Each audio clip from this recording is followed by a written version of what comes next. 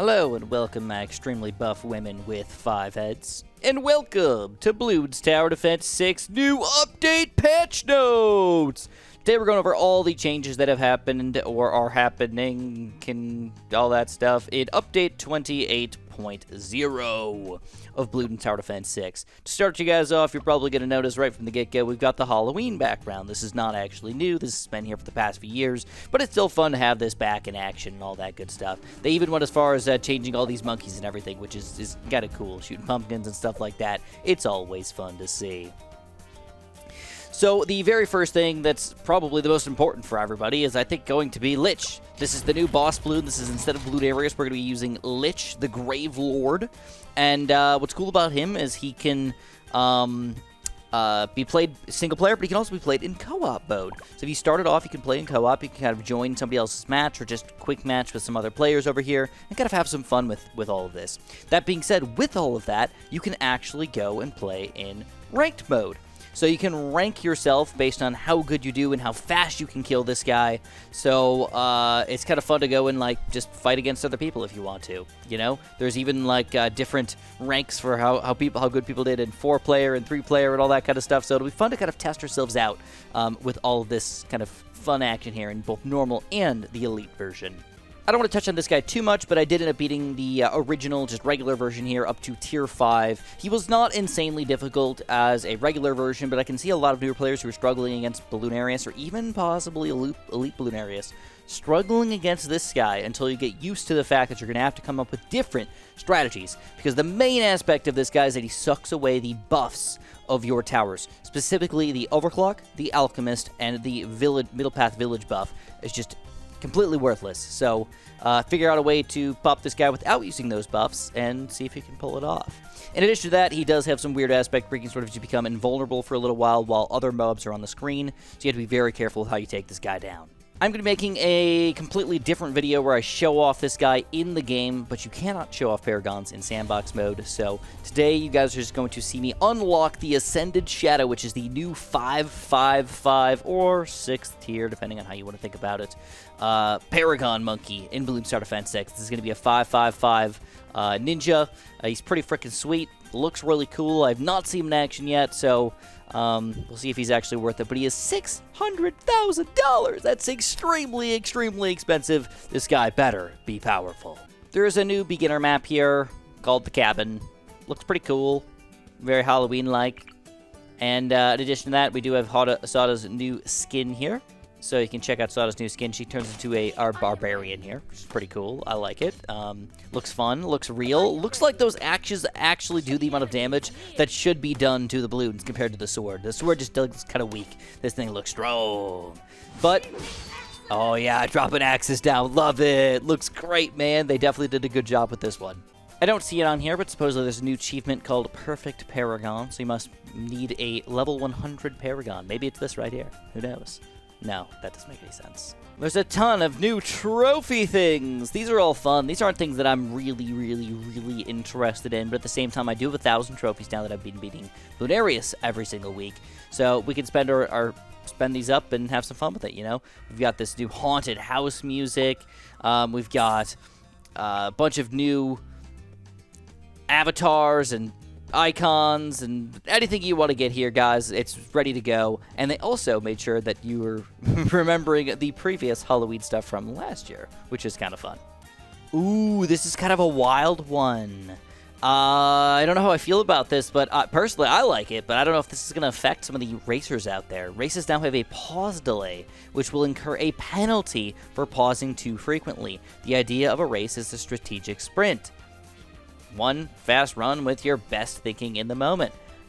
That's me. I mean, I think in the moment. I'm not thinking for 5 minutes about, well, what tower do I want to place and how am I going to strategize this guy in perfectly. I just go, you know? So for me, that's actually going to help me out a lot. But for other people, that might really, really hurt you. So I'm going to skip all the bug fixes and general changes. Most of those are just things that kind of already are supposed to be working, that didn't work, now should work kind of thing. So what we're going to focus on is instead the balance changes. These are things that are going to be completely new to the game that we really have to pay attention to and understand to use them properly. The very first thing that we're talking about here is this right here. This guy's got cam detection, right? But now he has the ability to, supposedly, let's see if I can do this. What upgrade does it take here? Oh, there it is. You have to just click it. To prioritize camos instead of prioritizing other balloons. So if I've got, I don't know, a ceramic here and a camo balloon thingamabob, we're going to be aiming the camos rather than trying to hit the ceramic. Let's see if we can, like, actually show this off here. So let's do a couple ceramics and then a couple of these camo balloons over here, and see if we're going to keep on aiming the camo balloons instead of the first balloons. We are. We're still hitting those camo balloons instead of fighting these balloons. That's actually really important. Now, I should mention that we will talk about this in more detail later on as we go over the other balance changes, because there's a few towers that this happens to, not just the ninja. Specifically towers that are meant to pop camos when you need them to pop camos. Oh boy, Ninja Kiwi is on an absolute rampage right now. They hate these stallers. They hate the people that abuse the game. They want to get rid of the abuse, and the one abuse that they're really angry about is stall farming. Now, there's no clear-cut one way to stall farm, but there's a variety of different ways that you can kind of just slow down the balloons for a really, really, really long time while you know, just farm really hard, whether it's with druids or trying to use your banana farms and selling things and all that kind of junk over here. There's so many ways to do it. So they're on a rampage. They do not want this to exist anymore. They want to stop it. So instead of just letting the game kind of last forever over here, they're going to make sure that they don't allow you to stall forever. And even if you do, there's like a 3-minute timeout for these guys to prevent you from kind of just abusing the cash production over here, which is pretty weird. You can see it in action. Here's the camo filter right here. Allows you to aim just camos if you're into that kind of thing. Doesn't mean you won't kill other balloons, but now you're going to prioritize camos rather than just hit camos kind of randomly over here, because camos are kind of a pain, but realistically, I don't think this is super important. But you know what? It's a fun addition to the game over here, and I'm also glad that they did not add it to the first, last, close, strong aspect. I am glad that they gave this us a little button here that we can click if we want to turn it on or off. All right, we got a pretty crazy amount of changes here for the boomerang. I think generally all welcome changes. They seem fair here. One thing we're going to notice is that the base 0-3 Bionic Boomerang is going to increase its Moab damage from 1 to 2. So actually a fair Moab popping power tower now. It doesn't just pop balloons, it can also pop Moabs in a reasonable way. The 0-5-2 is going to have a bonus damage increase from 8 to 10, so that's pretty sweet. In addition, this is kind of pretty wild change here. Moab Dump. I thought Moab Dump was already pretty good. It was kind of expensive, so it was hard to get, but it still was pretty good when you actually were able to afford it. But now, the Moab Domination damage on a Moab per hit is changed from 20 to 25. Pretty fantastic. Again, I cannot get this in Sandbox, and I don't really have any that I'm available to show you off right now, but I can still read it out for you guys. Boomerang Paragon damage generally went up the wazizzle. They realized that Dart Paragon was just better than Boom Paragon, and they had to fix it. So, burn damage increased from 50 to 100. Shred damage increased from 250 to 750, and Paragon Rotating Glaive damage increased from 20 to 42. So, oh my god, that's just insane right there. They really wanted to buff this Boomerang Paragon, which is sweet. And in addition, while I'm on top of that, they did not actually buff or nerf the Dart Monkey Paragon, but they did make it so it should lag less when you finally get that guy. So that's pretty nice. Ooh, hot diggity dog. These are some fun changes here for the bomb shooter. A little bit cheaper now for the base bomb shooter.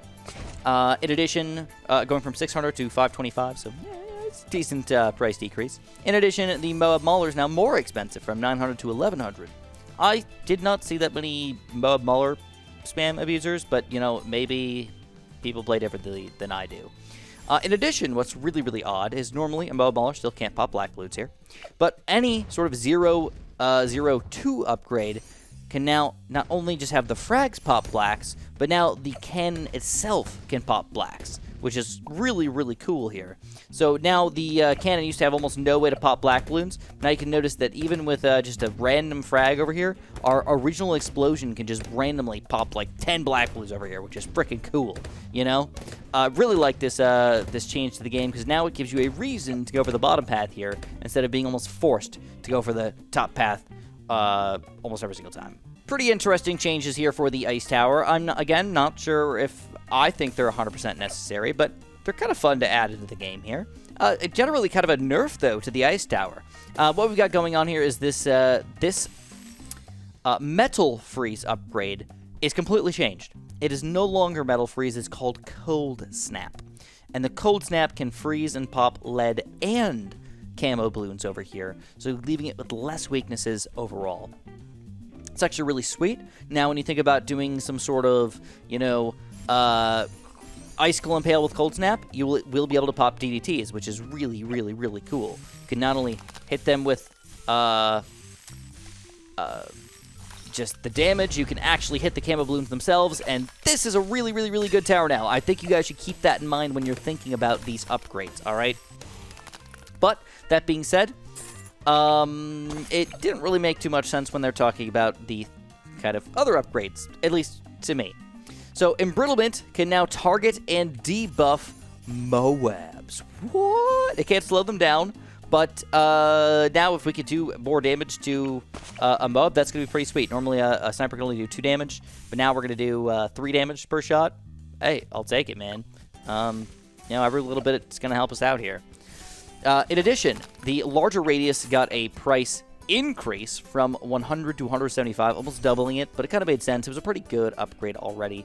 And then the refreeze upgrade from 200 to 225, so again, another small change there. And then in addition to that, another change is the cryo cannon price is going to go from 1750 to 1950. So they really, really, really, really wanted to make you realize that, guess what, guys? This combo right here might not be too bad, and this is going to be able to pop leads and camos and balloons up the wazizzle. This is a good combo now, and they had to change that to make up for it.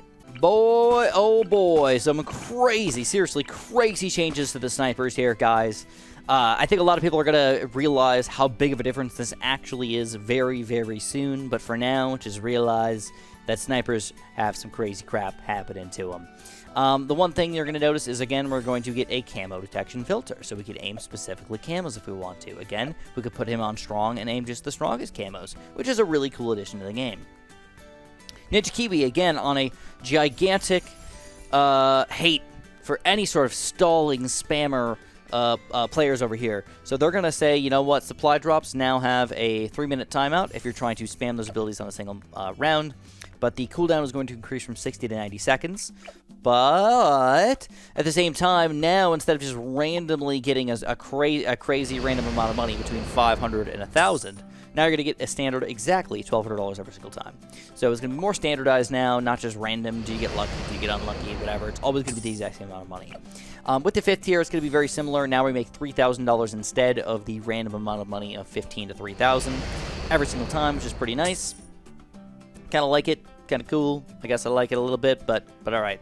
I'm not sure that I fully understand what they're talking about here, but the shrapnel shot can now gain external buffs.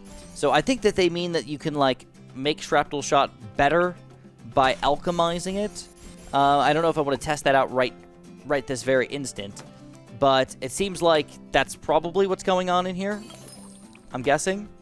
You know, if we can shoot from one to the next one. I mean, that seems like a pretty fantastic buff, if you ask me. I mean, we want to actually alchemize snipers now? All right. That's kind of cool. Normally, you wouldn't want to do that much, but what's interesting is the bouncing bullet does not receive external buffs. So this guy's just kind of stuck where he is. Oh, wait, excuse me. External buffs to the number of bounces. So we can still actually alchemize this guy, but we can't do it to the number of bounces. All right. I mean, that seems fair if we're still getting alch buffs over here for this guy. This might actually be a really good new strategy. But what's interesting here is this is what's going on, guys. This is where it's all about. The bottom path. Oh no, the fully auto rifle. If you knew one thing about the fully auto rifle, you knew that it could hit lead balloons. No longer can this guy hit lead balloons. But what's even crazier is no longer can this guy hit lead balloons.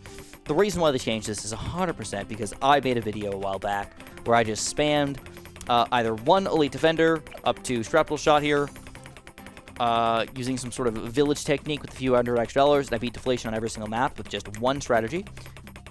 100% I think that's why Ninja Kiwi did this. They did not like that video, or they realized that this guy was just too good, or in addition to that, one of the other strategies that you could use was just to use two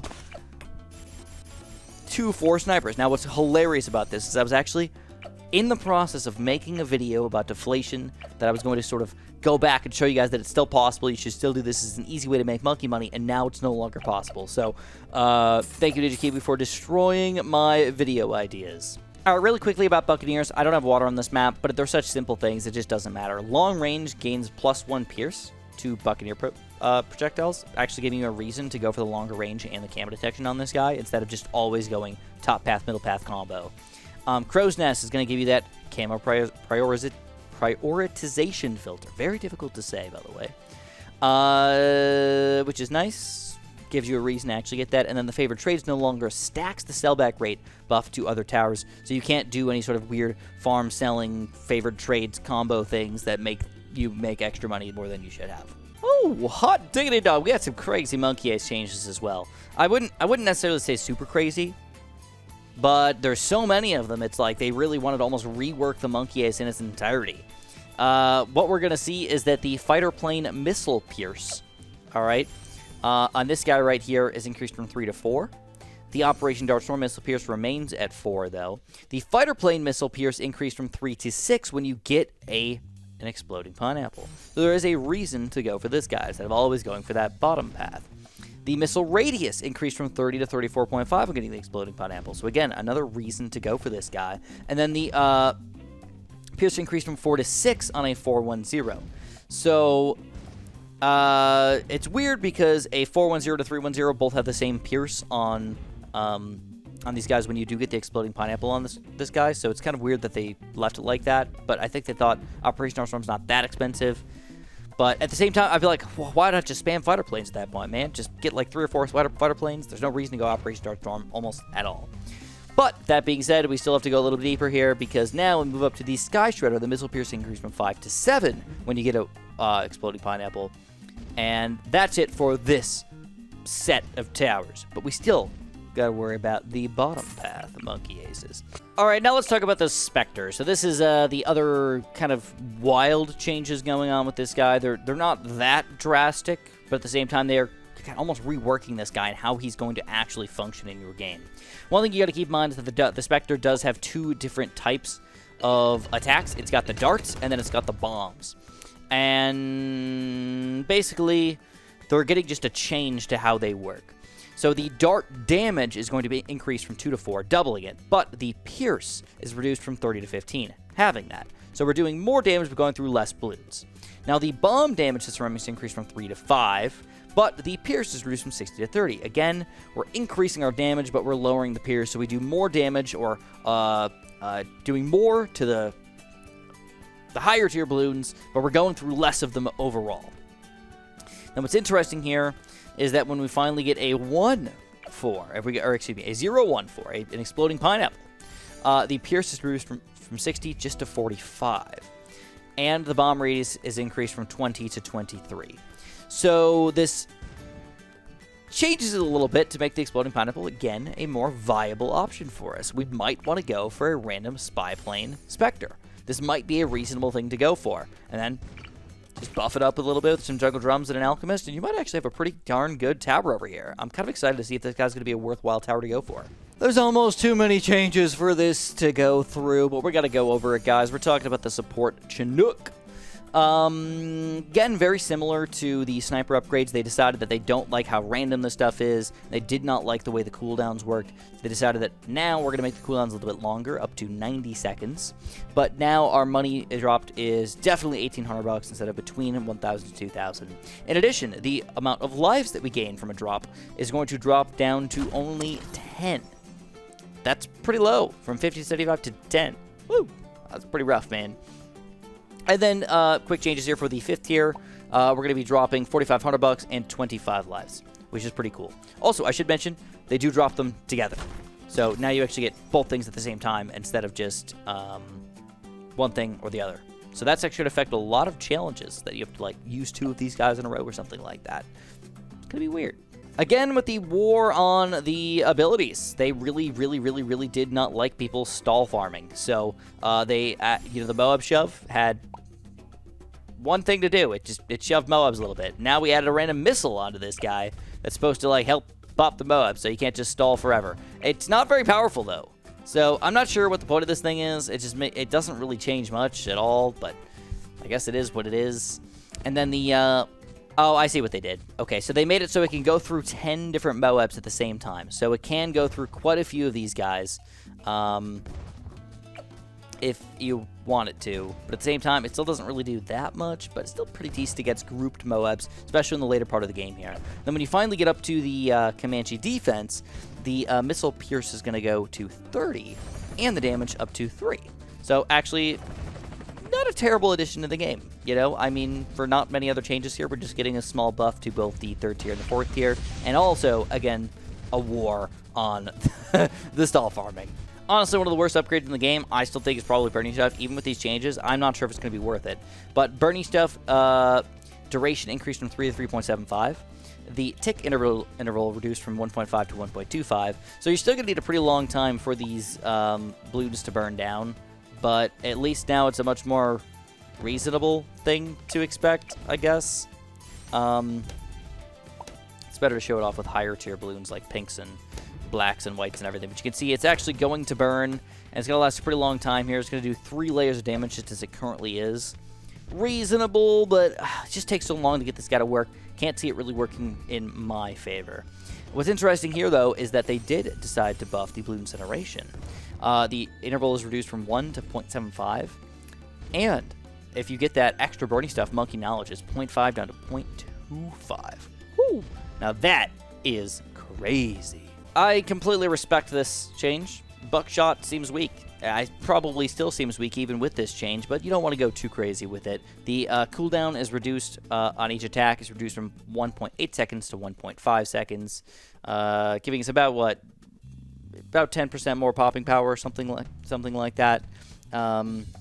Seems pretty reasonable, but it's nothing insane, I guess.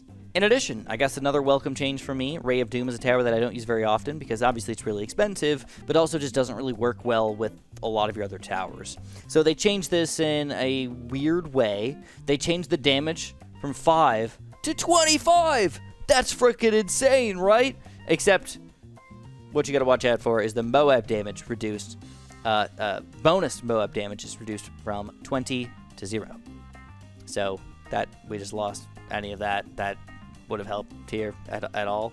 And then the shock damage is increased from 15 to 20. So realistically, all we're getting here is we're getting a smidge better damage against ceramics, but we're not gaining anything else against higher tier balloons at all. So realistically, this guy, if you do get him, super ceramics and stuff, will no longer be an issue at all, but the Moab still will not be super easy to pop or anything like that. Seems fair. Welcome change for me. I know, guys, there's a lot of changes here, but I have to go over them. I mean, there's just so freaking many, and I like to give my opinion on them, too, not just say, oh, this is the change. Maybe you guys don't like that, but that's what I like to do. So, Summon Phoenix ability is going to have a ability cooldown reduced from 60 to 45. When you get up to 5th tier, it's going to be from 50 to 45.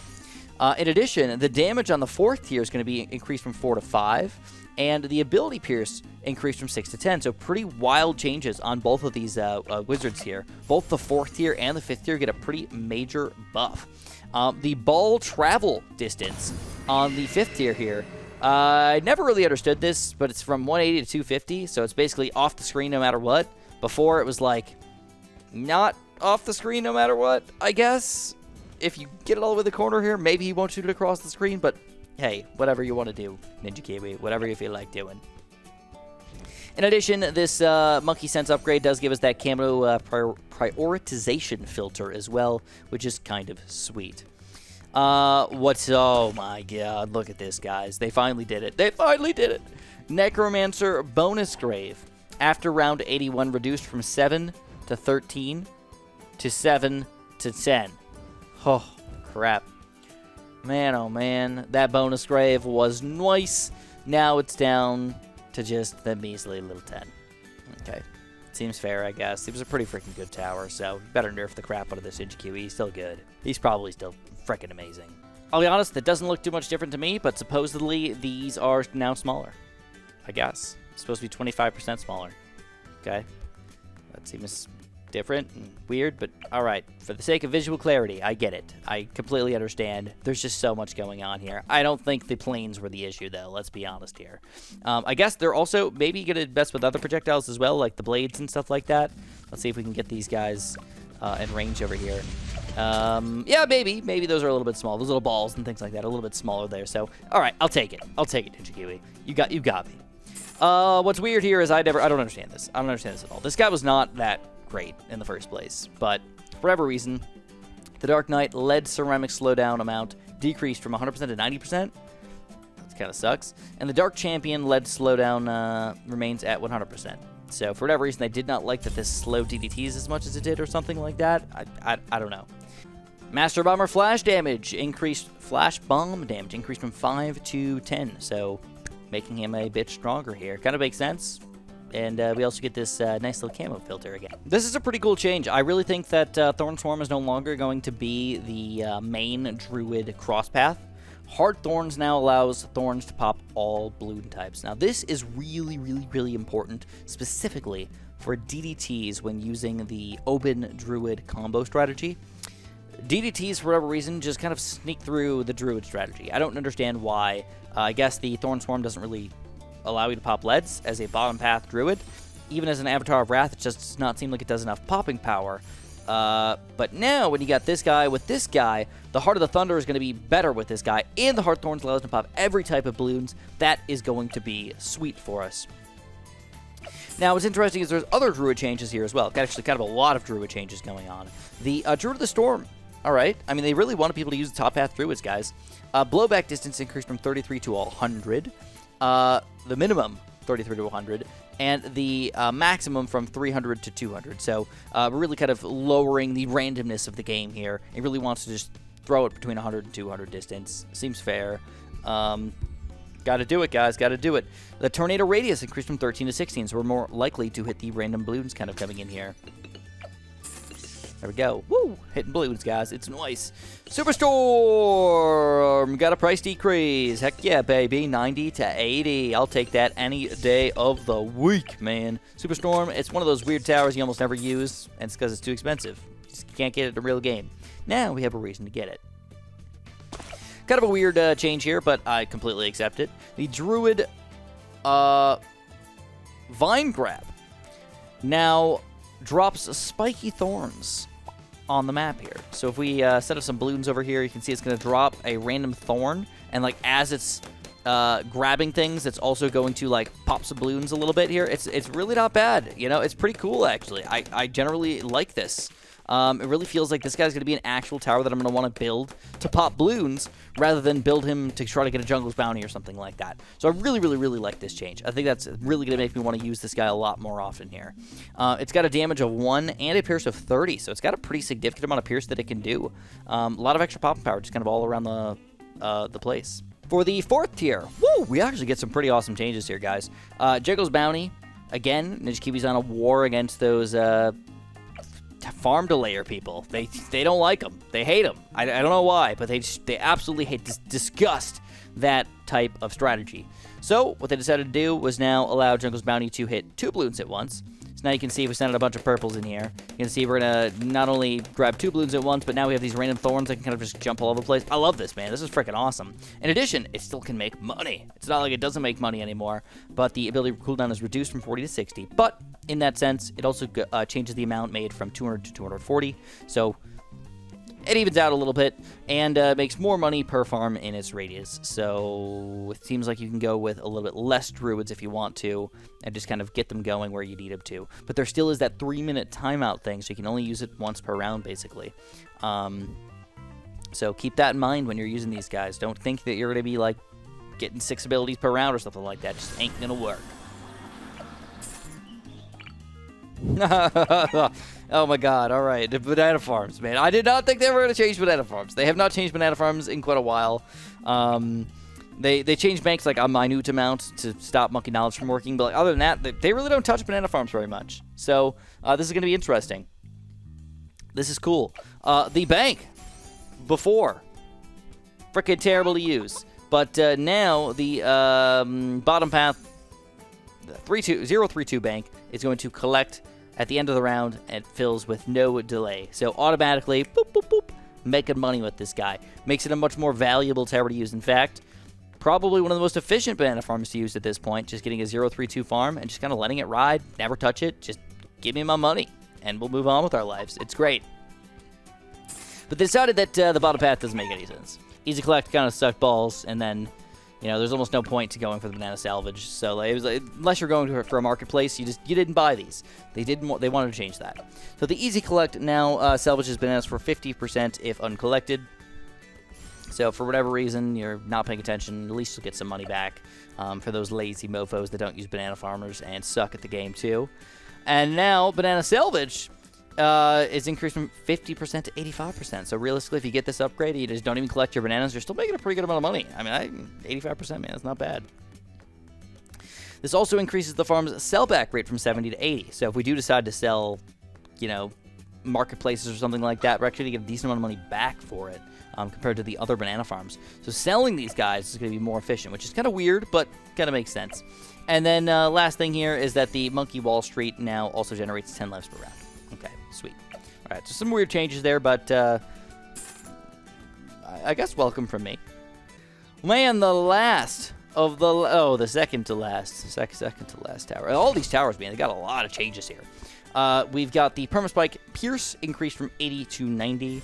So making the Permaspike, again, a much more valuable tower. A bigger stacks Permaspike, a much more valuable tower instead of requiring you to go with this middle path upgrade with fast production. Still not sure which one I want to go for, but that makes it probably almost even now. It's like, which one do you really want to go for? I don't know. Go with whatever one you want. And then the Super Mines. Oh, baby. Super Mines price decrease from 162 to 150. It's still really ridiculously expensive, so I don't really know what's going on here. But any which way, this guy's pretty cheap, and the Small Explosion Pierce increased from 20 to 30. Got a lot of reason to get these guys. Ooh, look at that. Oh, I thought that was like a new projectile. It's just an old one on top of a new one. Looks really cool, though. I like it. All right, guys, Monkey Villages. We've got small change to the Monkey Village here, and then a few hero changes, which I'm not going to talk about much. So the primary expertise cooldown buff for primaries was increased from 10 to 20%. So there's a reason to get primary expertise now instead of just chilling with primary mentoring. 20% seems like a pretty good number. You know, now if we're using something like a Maelstrom or something like that in addition with this guy, we might be able to get some pretty fast cooldowns going over here, guys. If we, like, combine this guy with an Energizer, we might actually have almost infinite Strom. Infinite Stromage. I'm kind of excited to see how close we can get to that. Because look at this. This cooldown's back to right about there is where we got it to. And we could use it again. We'll probably use it like 2 or 3 times per round on this thing. Woo! Pretty freaking crazy, man. All right, Ben. Level 3 Biohack no longer picks Paragons as valid targets. Great. Azili.